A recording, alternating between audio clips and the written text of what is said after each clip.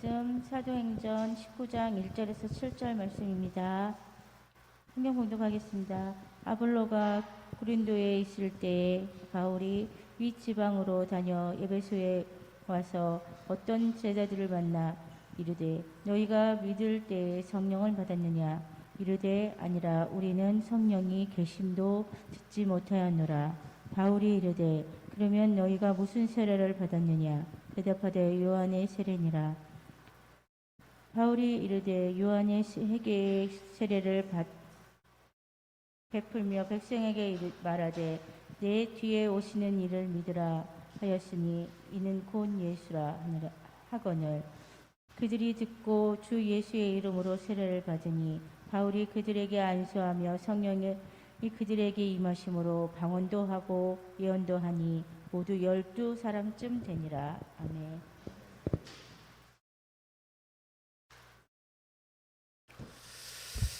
성령 강림절을 맞이해서 강림의 달을 맞이해서 오늘은 성령의 명칭 그리고 성령이 하시는 일에 대해서 함께 전하면서 은혜를 나누고자 합니다. 오늘 말씀은 바울이 제1, 2차 전도여행을 마치고 제3차 여행 중에 에베소 교회에 들렀다가 있었던 일입니다. 에베소 교회는 지금의 터키 지방으로 소아시아의 7대 교회가 산재해 있는 곳이고 어쩌면 성지 순례를 간다면 이스라엘 성지보다도 이 소아시아의 바울의 사역지가 더 성지 순례할 곳이 많기도 한 곳입니다. 바울은 그 에베소 교회에 들러서 이렇게 질문을 해요. 너희가 믿을 때 성령을 받았느냐? 그러자 에베소 교인들이 깜짝 놀랄 만한 대답을 합니다. 우리는 성령이 있음도 듣지도 못하였노라. 그렇게 한 거예요. 그럼 너희가 무슨 세례를 받았느냐? 그러자 이들이 우리는 세례 요한의 세례만 받았습니다. 그래요. 그러자 바울이 즉시로 그들에게 말씀을 전하고 예수의 이름으로 세례를 베풀고 안수할 때 손을 머리에 손을 얹고 안수할 때 성령이 그들에게도 임하고 그들이 즉시로 방언도 하고 예언도 하는 어마어마한 은혜가 임했다고 하는 사실입니다. 성령이 하시는 일이 무슨 일일까요? 또 성령이 임하시면 어떤 역사가 일어나는 것일까요? 그것은 성령의 이름을 그 명칭을 알아보면 금방 알 수가 있습니다. 성령의 이름은 무엇일까요? 첫째, 성령의 이름은 보혜사입니다. 예수께서 요한복음 14장 16절로 17절에 이렇게 말씀을 했어요. 내가 아버지께 구하겠으니 그가 또 다른 누구를? 보혜사를 너희에게 주사 영원토록 너희와 함께 하시리니 저는 진리의 영이라. 세상은 능히 저를 받지 못하나니 이는 저를 보지도 못하고 알지도 못함이라. 그러나 너희는 저를 아나니 저는 너희와 함께 거하시며 너희 속에 계시겠음이라. 자, 성령은 보혜사, 우리 마음속에 오시는 하나님 보혜사인 거예요. 보혜사는 어떤 일을 합니까? 그 다음 18절 말씀을 보면 이렇게 돼 있어요. 다 같이 읽어봅니다. 내가 너희를 호화와 같이 버려두지 아니하고 너희에게로 오리라. 이게 뭐죠? 성령은 성령 받은 자와 함께 하시고 그 속에 계시는데 고아와 같이 버려두지 아니하시리라 그래요. 보혜사가. 여러분, 세상 천하에 불쌍한 사람이 고아 아닙니까? 고아는 부모가 없는 사람이에요. 부모가 절실히 필요로 할 때, 보호가 절실히 필요로 할 때 전혀 보호받을 수 없는 사람, 보호자가 없는 사람입니다. 오늘날 이런 사람들을 소수자라 그러고 사회적 약자라고 그래요. 사회의 어떤 돕는 일들이 많아지면서 이런 분들은 많이 돕죠. 혼자 된 아이, 혼자 된 여자, 그런 사회적 약자를 이미 성령께서 보혜사가 되셔서 이들을 보호해 주셨다고 하는 것입니다. 성령은 이 땅에 오셔서 성도들을 보호해 주시고 은혜를 주실 뿐만 아니라 영원토록 함께 하시는 분이세요. 그럼 우리가 성령을 받으면 어떻게 됩니까? 아무 보호도 받지 못하는 사람일지라도 그에게는 보호자가 생기는 거예요. 그 보호자는 언제까지 우리를 보호해 주실까요? 히브리서 13장 5절 말씀처럼 영원토록이에요.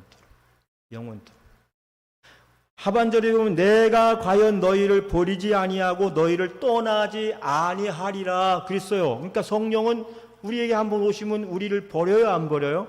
안 버려요. 떠나셔요, 안 떠나셔요? 안 떠나십니다. 영원토록 함께 누구로 보혜사로 계십니다. 사랑하는 여러분, 이 세상에서 그 누구가 우리의 영원한 보호자가 될 수가 있습니까? 부모입니까? 형제입니까? 아니면 자녀들입니까? 부부입니까? 여러분, 부모님도 때가 되면 세상을 떠나니 내게 영원한 보호자가 될 수가 없고, 남편과 아내가 있으나 때가 되면 나를 떠나니 내게 영원한 보호자가 되지 못합니다. 그러나 보혜사 성령님은 내게 영원한 보혜사라고 말씀하셨고 결코 떠나지 아니하신다고 말씀하셨으니 참 감사한 일인 줄로 믿습니다. 그분이 나와 함께 영원히 나와 함께 하신다는 사실 기억하시고 늘 성령과 함께하는 여러분 되시기 바라요. 할렐루야. 떠나지 아니하세요. 어느 교회에 엉터리 집사가 있었어요. 그건 신앙생활 전반이 스스로도 인정하는 엉터리. 주일 성수도 제멋대로 모든 거가 엉터리야. 그러던 엉터리 집사님이 어느 날 퇴근길에 포장마차에 들러서 한 잔 딱 걸치고 집에 가는데 동네 어귀에 들어서니까 붕붕붕붕붕붕 무당이 구슬하고 있어. 술김에 구경이나 가자. 그리고 그 집에 들어갔습니다. 그러자 열심히 구슬하던 무당이 탁 구슬 멈추고 노래 보면서 하는 말이, 여기 예수 믿는 사람 하나 들어왔는데 공연히 남의 영업 방해하지 말고 썩 나가셔. 그러니까 사람들이 막 웃으면서 예수 믿는 사람 여기 올 일이 뭐 있다고 그래? 그러나 웃을 수 없는 한 사람이 있어. 누구죠? 그 엉터리 가슴이 철렁대려 앉아.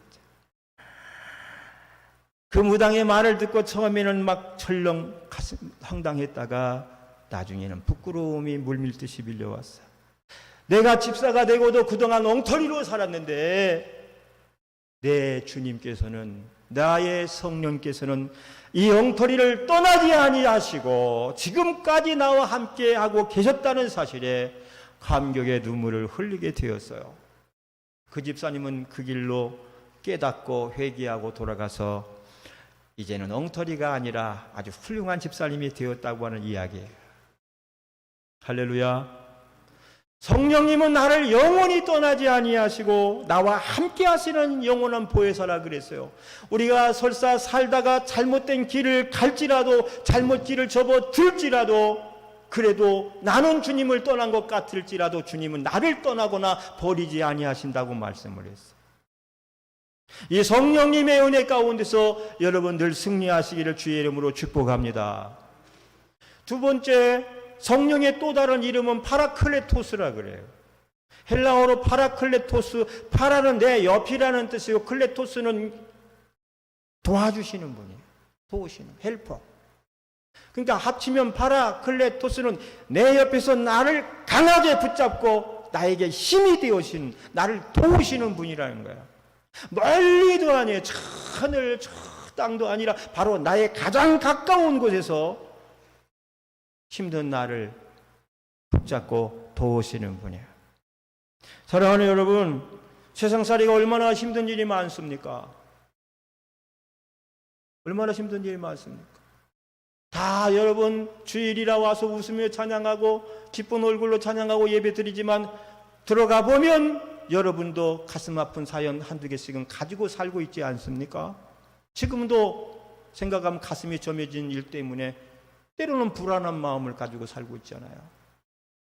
덮고 감추고 사니까 그냥 그런 대로 괜찮은 것 같지. 다 힘들어. 202동이나 303동이나 다 똑같대. 사는 모습 보면. 그래서 세상을 뭐라 그러죠? 고해라 그래. 고해. 고래 아니고 고해. 깊은 바닷속 같다. 괴로운 바다다. 괴로운 인생살이. 그런데 그 세상살이가 아무리 힘이 들어도 누군가의 도움을 받으면 훨씬 수월하지 않을까요? 수월하죠. 가정에서는 가족들이 서로 돕고 살고, 교회에서는 목사와 성도가 서로 돕고 살면 여러분 얼마나 힘이 나겠습니까? 힘든 문제를 해결치고 나갈 수 있어. 힘이 되어야 힘이. 옆 사람 보고 인사합시다. 힘이 되자. 옆 사람은 당신이 힘이 나는 이유는 바로 나 때문이에요. 한번 해보세요. 당신이 시작. 당신이 힘이 나는 바로 나 때문이에요.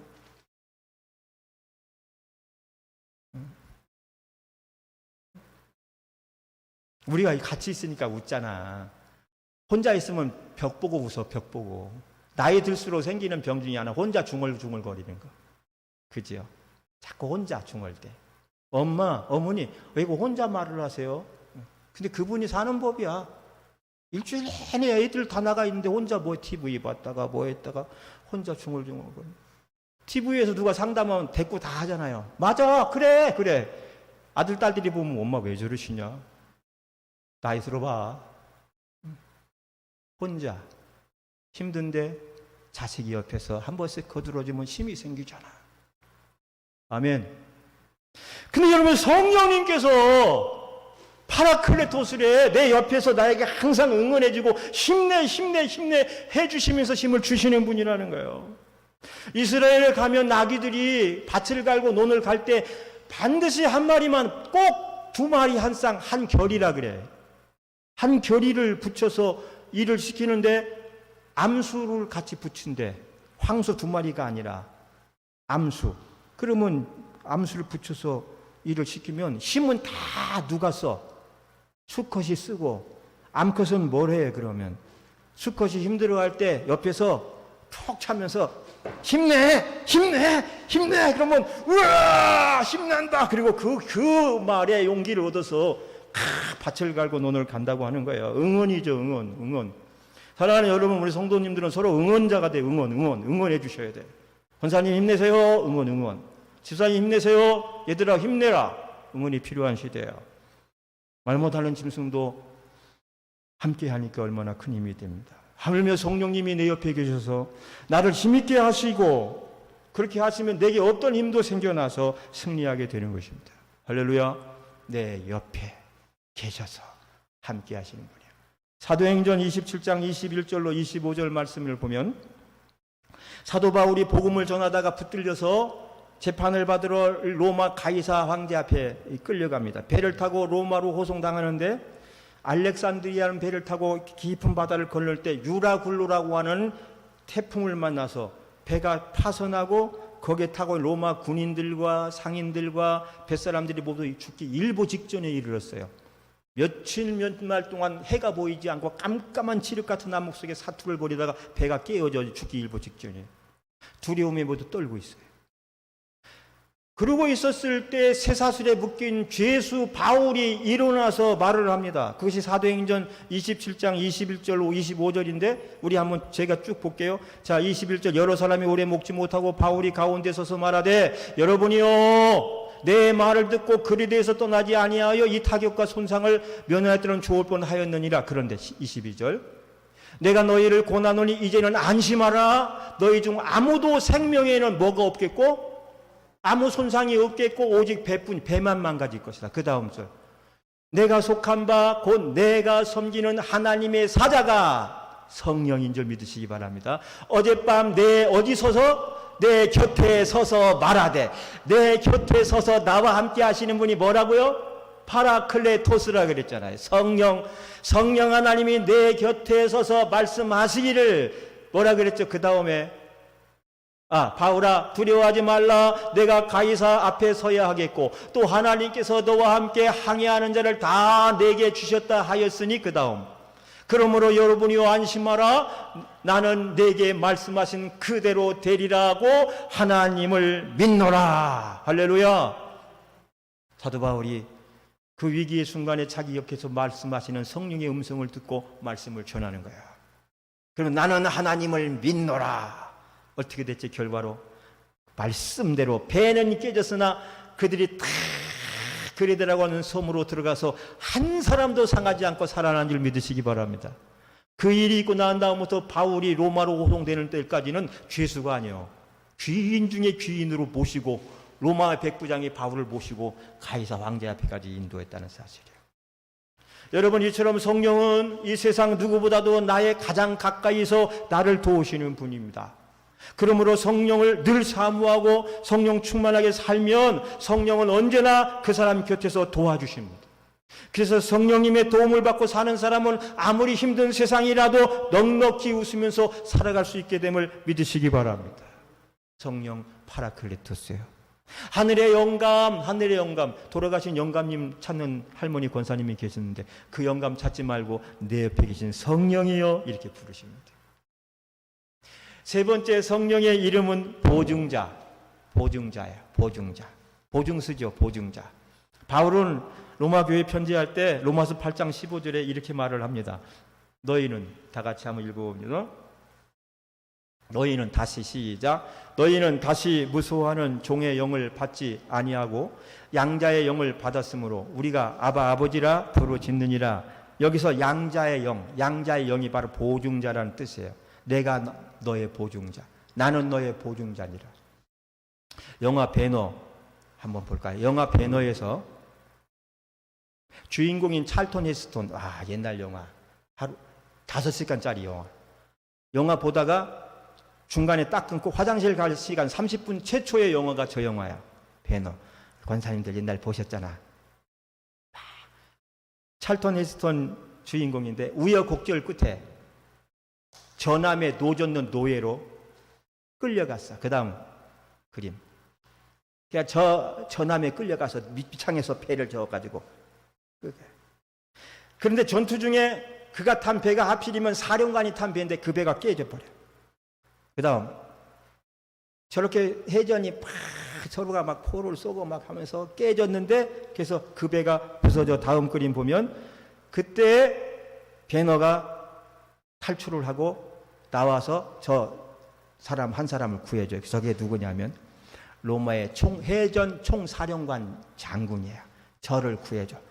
그래가지고 저를 구해준 인연으로 인해가지고 배너는 그 장군의 양자가 되는 거야.